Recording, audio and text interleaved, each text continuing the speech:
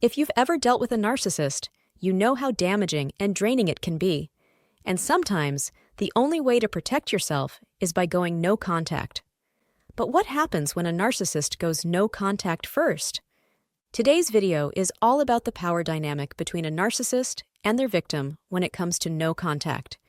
There are so many valid reasons why we should go no contact, especially when it involves a narcissist.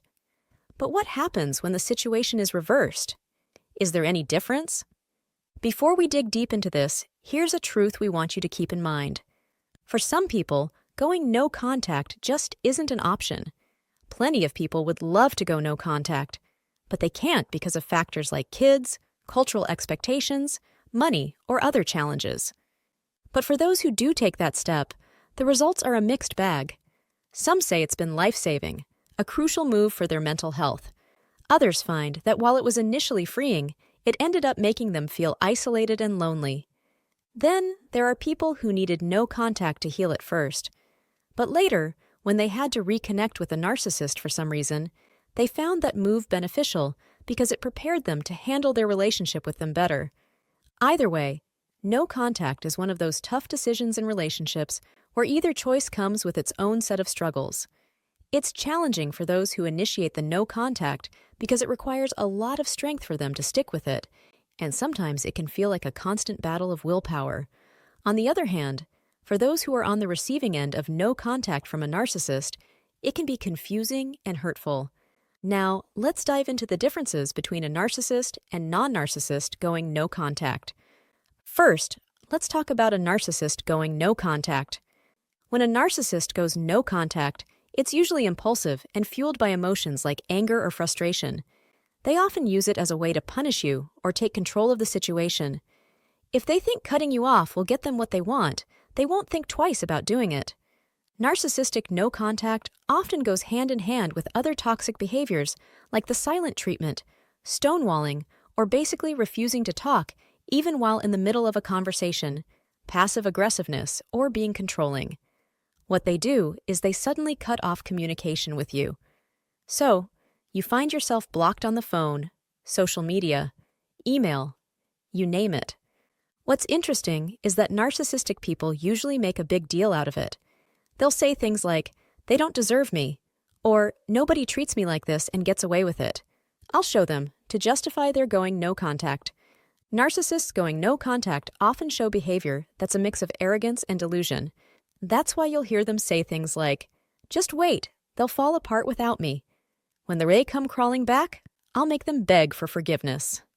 For narcissists, going no contact isn't just about cutting someone off. It's a way to punish and validate themselves, feeding their need for control and superiority. They often use this tactic to teach someone a lesson, making it all about punishment. And since it usually comes from their frustration, you'll also see them display a sense of entitlement, vindictiveness, rage, or even play the victim. Of course, being narcissists, they'll often use going no contact as a manipulative tactic. That is, they'll use that lack of communication as a bargaining chip to lure you back into the relationship on their terms. What's interesting is that it's common for a narcissist who initiates no contact to eventually break their silence. No contact periods with a narcissist are usually short-lived, lasting just a few weeks or months. When they come back, they often regain control because the person they left behind is desperate to not let them disappear again. Now, if their attempts to manipulate don't work, they'll still show up, but twist the situation to suit them. This is why you'll hear things like, "Are you ready to forgive me?" It's a classic move to shift the power back in their favor. After all, a narcissist going no contact is all about control and keeping the upper hand. By the way, make sure to subscribe if you've learned something new today. Now, let's talk about what happens when you go no contact with a narcissist. When non-narcissistic people decide to go no contact, it's usually not because of one fight or incident. It's more like the final step after a long buildup of issues over time. You see, cutting ties with a narcissist is never an easy choice. Most people who did it describe it as something they had to do to heal, grow, and start living a more authentic, fulfilling life. Even though it might feel necessary, it's never a spur-of-the-moment decision, and it definitely comes with its challenges. When someone who isn't a narcissist decides to go no contact, it's usually because they're trying to protect themselves. Unlike a narcissist, their decision to do so is not about punishing anyone. Rather, it's more of a last resort when they feel like nothing else they tried has allowed them to feel a sense of safety, whether that's emotional or even physical. To them, going no contact is their last hope to step back from a toxic situation, especially when they feel unheard or undervalued. Ultimately, their decision is about breaking the toxic cycle they found themselves in and finding peace and safety again. A lot of people who decide to go no contact with a narcissist are in romantic relationships with them. But you'll also find those who cut ties with narcissistic friends or even family members. Toxic relationships aren't limited to romantic partners, after all. Now, let's talk about something that often surprises non-narcissists when they go no contact. And it's a side of things that doesn't get much attention. If you've been on the receiving end of no contact in a narcissistic relationship, you know it can be really painful and confusing. That's why when non-narcissistic people decide to go no contact, they often find themselves second-guessing their decision. They start wondering if they're acting just like the narcissist who's using no contact as a way to control. It can even make them feel that, like the narcissist, they're being vindictive, petty, or just running away from the problem by cutting off the narcissist from their life. Of course, they don't want that association. They know how toxic the narcissist is, so the idea of acting similarly to them can make them feel like a bad person. This then makes it even harder to trust their decision.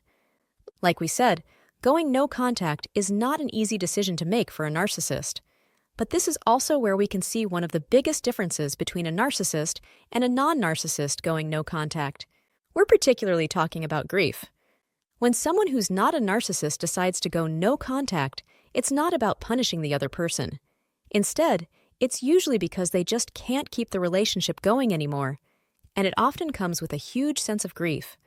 That grief isn't just about losing the relationship, but also the heartbreak of letting go of what they hoped it could be.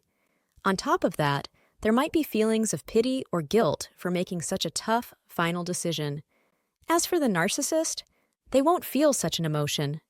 Remember, these are people who lack empathy. And when you lack empathy, it's impossible to feel grief for someone else. They might feel anger and frustration, but not loss. To them, no contact is just a game they're playing with the other person. And if you liked this video, then check out these related videos to see more. And make sure to subscribe and leave a comment saying, "I subscribed," and we will personally reply to your comment.